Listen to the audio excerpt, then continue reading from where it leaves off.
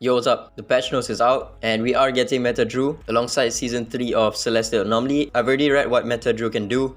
He's either going to be extremely busted for PvE or extremely underwhelming. But for PvP, I think he's going to be absolutely broken.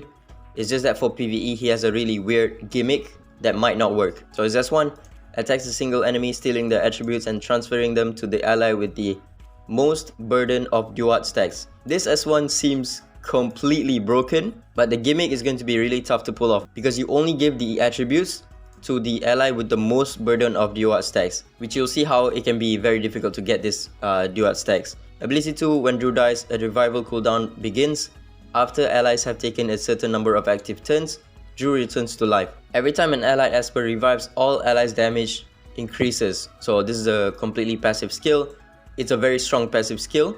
And whenever you revive, you gain damage for all of your allies. And this is what Ddru's gimmick is. You need to die in order to increase your damage. So in PvE contents where you cannot just force your units to die, he pretty much will do absolutely nothing. Ability 3 also has a passive ability. Every time an allied Esper takes a set amount of damage, they gain burden of duat. When they take fatal damage, they receive the max number of burden of duat stacks. When actively cast, this ability attacks all enemies. After Ascension, the more burden of duat stacks your allies have, the higher the damage Wrath of Duat deals. And burden of duat is boost attributes and remains after revival stackable. So the way you can get this burden of duat stacks is by either dying or taking damage. So you cannot control whether your DPS gets the stats or not. If your supports are the one getting the most damage or even dying, then your supports are going to be the one getting the extra stats from Ddru's S1. It's going to be really RNG with his S1 and also his gimmicks as well. R1 is basic stats, 15% plus 5% for each of your resonance on non-meta Ddru. R2 is S3 raises the stack limit of burden of duat. R4 is reduces the number of allied actions required for Ddru to revive. R6 is raises the stack limit of the team-wide damage bonus granted when each ally is revived. And you can get him from the Season 3 of Celestial Anomaly.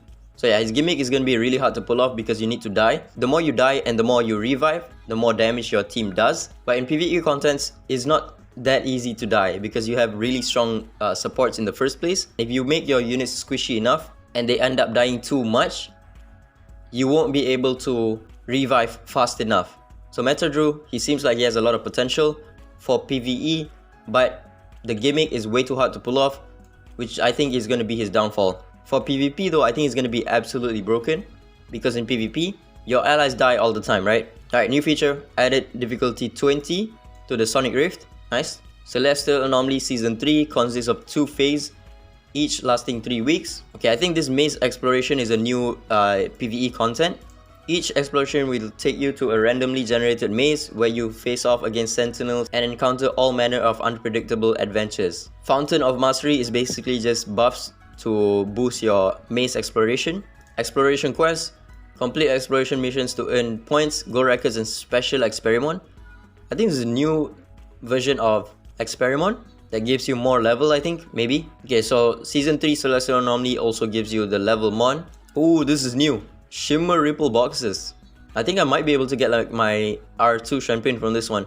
And also exclusive skins. Technology Lab will give you a free flawless piece of equipment, and Dust Reckoning will last for 6 weeks for you to obtain 𝓂𝒾𝓽. It's the same way you obtain 𝓂𝒾𝓽 and stuff. Limited time echo event is going to be for Yujing, Lusheng for the first week. If you don't have Lusheng, 100% summon for him. And Yujing as well, R0 should be fine. Sakura and Liam both are really good, but Liam just needs to be at R0 at this point. Sakura R6 is still a very good support. Phase 3 Nathaniel and Amir. I think I might go for R5 Amir. And lastly, they also optimize the captain ability to show you the enhanced effects. But that's about it. I'm not going to put too high of a hope on 𝓂𝒾𝓽. When you read his abilities, he seems absolutely broken. But in PvE, his gimmick is going to be really hard to pull off, which can make him really underwhelming. But for PvP, I think he's definitely going to be meta. So yeah, that's about it. Ciao.